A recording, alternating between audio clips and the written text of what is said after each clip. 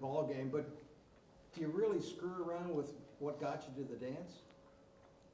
Yeah, I mean, we are who we are, and most teams are at this point, and everybody will have their wrinkles, and kind of those plan Bs that they'll have ready if they need them. But, I think the teams are who they are, and, the ones that kind of hang their hat on their true identity are the ones that are still hanging around at this time of the year. So, again, the running game will dominate?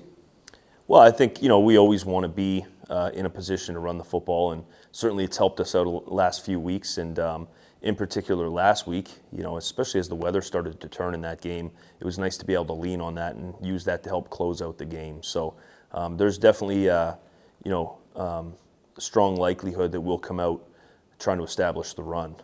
I think that's really what will make this whole thing go round for the offense. Playing back-to-back, is that good? Is that bad? How do you see that? It's a challenge. It really is. It's very difficult to beat a team twice in a row, in particular a really talented, well-coached team that already has a lot of familiarity with you. Now, we have some familiarity with them as well. They're obviously an opponent that we've matched up with a ton the last 2 years. It feels like, 3 years. Since coming out of the pandemic, it feels like this is almost like the Eastern Division of the OUA. And so, again, really quality opponent. And to try to beat them back-to-back is a big challenge. But it's one that our team is embracing right now and all that goes along with the preparation. Mm-hmm. So what's it going to take? What do you have to do? Well, we're going to have to play our best football. I really do think that in all three phases. And I thought we did a good job last week in all three phases of playing pretty solid.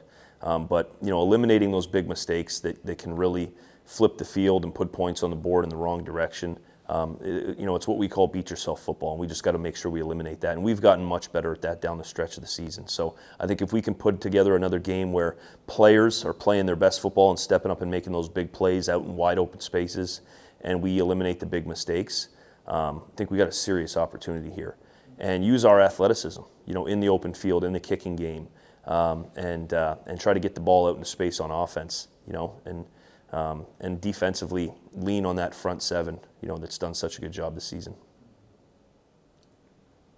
Leaning towards that defensive end, with Ottawa having their third string quarterback in and both teams being plagued by injuries, how has that affected the back-to-back prep? Is the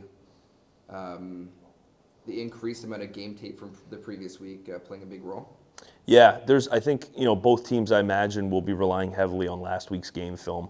I know we're definitely, we've definitely been watching it and also diving back into even stuff like last year, our playoff game against them last year.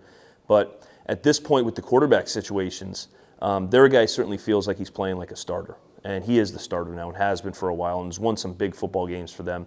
And so is our guy, So at this point now, I think everybody's kind of over, the quarterback injuries and just embracing the new starting quarterbacks and rallying behind them and their skill sets. Coach, I don't know how much you buy into the old saying, offense wins games, defense wins championships, but you got the top defense. I'm buying into it more now than I think I ever have. If you can just speak about your defense, tops in the OUA, and it's playoff football now, how you can lean on them. Yeah, well, I think our defense still has a lot of room for improvement. I think their best football is still in front of them. But with that being said, it's a group that has really come to play. And they came to play last week, and we'll need them again this week. It's a group that has great leadership. Eric Colonna in the secondary, Justin Pace in the linebacking core, and then Darian Newell in the defensive line. Those are the three levels of leadership right now that have emerged. And having Silas back has really made an impact, especially getting after the passer. I think he's done a phenomenal job there.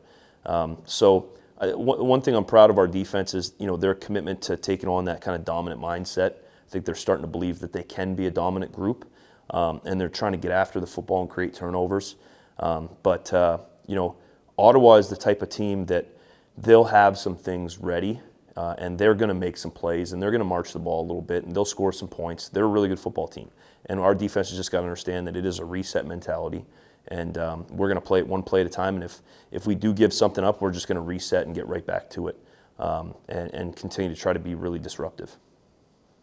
Isn't that half the battle, Coach? Knowing that, right, you're good at it, I would think that just got to make you better.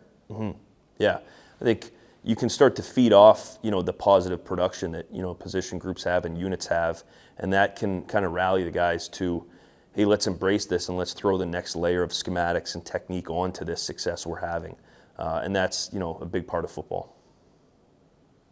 You've got some veterans that have, done some deep playoff runs. What's kind of the message that's in the locker room that they're maybe sharing with the younger players on the team? Playing for each other. There's guys who, when you get into this time of the year, when you get into the elimination games, if you don't take care of business, it's over. And guys don't want it to be over. They enjoy coming in the building. We all do. We all enjoy spending a lot of time together and being in this routine of the football season. I was joking around with the other guys. I have no idea what's going on in the world. I hear all types of crazy stuff maybe happening. I couldn't tell you. We're just locked into what we're doing, but we want to keep that going. And we want, our seniors to be able to continue to play football for Queens and continue to chase, the goals and aspirations that our team has. So at this point, we're looking each other in the eye and we're playing for each other and trying to extend the season for our seniors. Can you speak to practice this week? Of course, you gained home field advantage previously. What has the mentality been like? I know some of the players have mentioned playing in a way that you're your worst opponent and making it so game days a lot easier. Has that mentality carried over into playoffs? Yeah, to some extent. We've adjusted, the practice schedule slightly this week for a number of reasons. But ultimately, we do like to kind of operate with a good routine and a system that we believe in, when it comes to our preparation. So we've carried a lot of that over to the playoffs. But we do practice hard. I think from period to period, the tempo and the physicality and the emphasis changes. And from day to day as well throughout the week, there's different heavier days and lighter days and whatnot. But we do get some good tempo. We got a lot going on the field at one time. There's very little standing around. And I think that does prepare you for the game. And it prepares you for the fourth quarter and late in the season. I think our guys are conditioned to play late in the games. And at times, I'll tell you what, we get some great looks in practice from our show team, scout team guys and whatnot. And at times it does feel like practice is harder than the game. And I think that's a good thing. I think that's what everybody's aiming for, with some controlled aspect to that and, taking that, with a grain of salt. But yeah, I think our team prepares hard and practices hard. Just as a follow-up, if new things are being tried in practice, how tried and true do they have to be to make it into playoffs and into an actual play? Yeah, that's a fantastic question. I think every coach has a little bit different philosophy on that, and I don't think there's no cookie cutter answer for that. I think it depends on the type of play it is, but typically you like to see a good amount of quality reps against multiple looks. You don't want to just run that one play against the same look the whole time. You want to give some of the worst case scenarios, especially as the week goes on. Typically when you design some new plays and stuff, you put it in, and first time you're running it is against the ideal look, and then the looks just get harder as the week goes on, so people are prepared. But yeah, there's no real way to answer that question, but it's a really good question. Okay, and I know it's an even more deep diving question.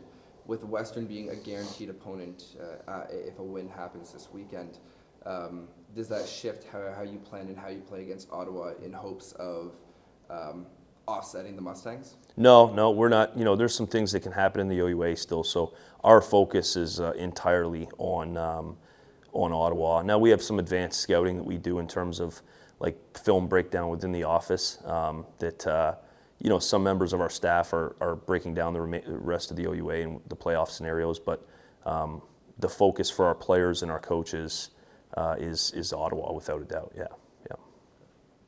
From good questions to shitty questions, help me out with momentum. Do you read anything into that? I would think so, right? Because you guys are on a roll. Yeah, there's just, the winning energy is good, and we're going to have the winning energy regardless of whether we actually won the previous game or not.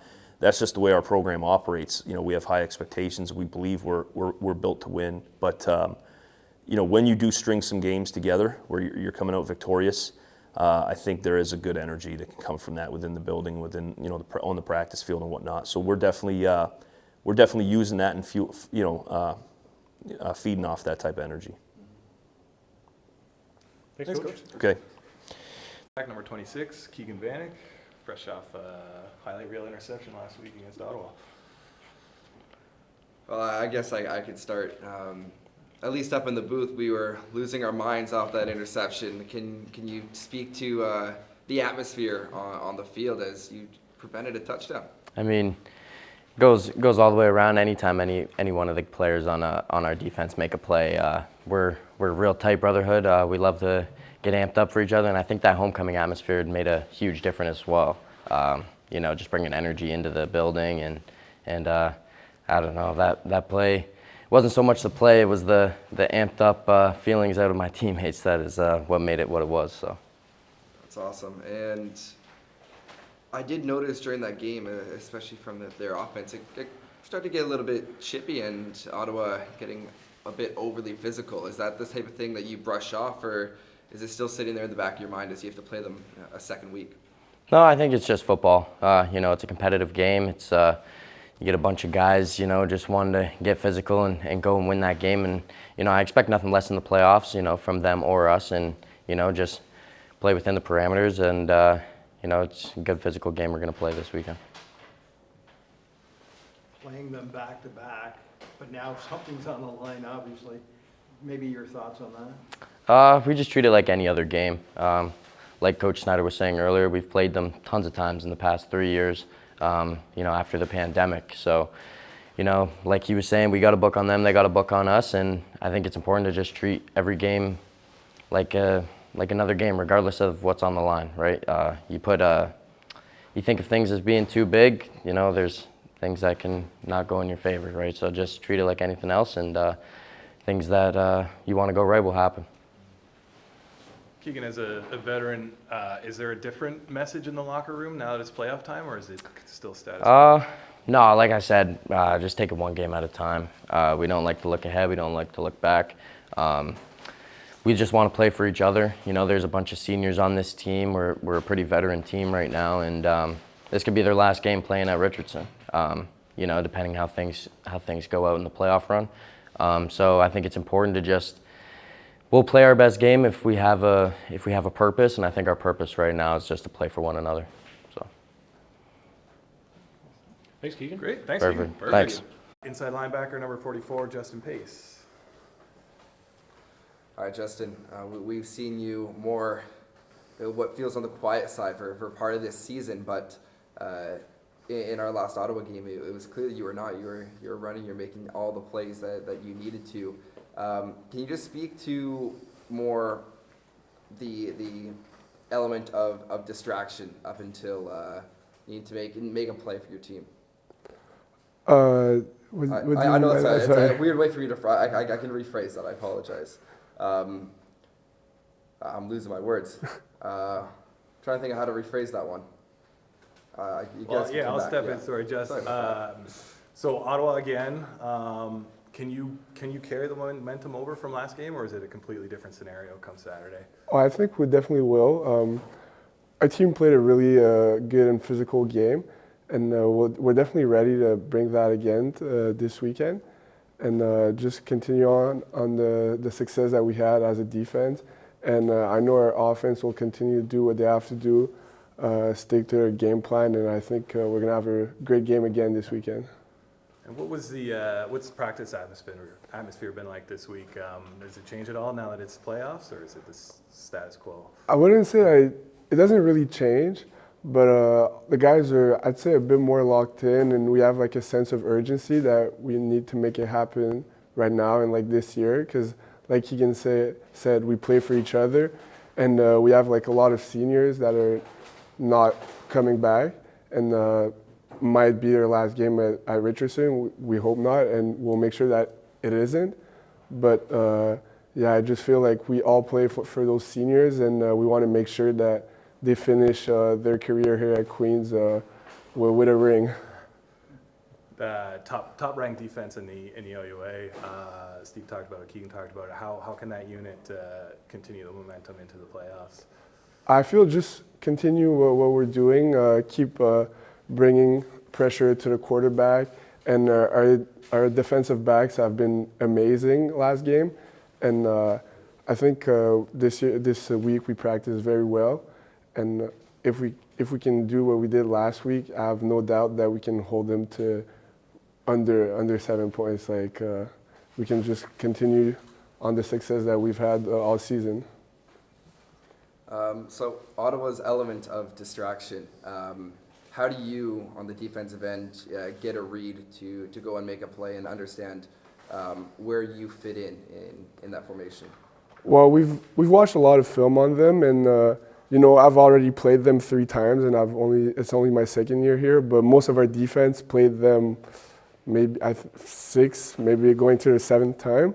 So I feel like it's a team that we're very familiar with, and that really helps us. We understand their offense pretty well. So yeah, it just comes with watching film and being used to play against them. And that's why I think we had a lot of success last week, and that's why we will have success this weekend. Perfect. Thanks, Jeff. Thank you.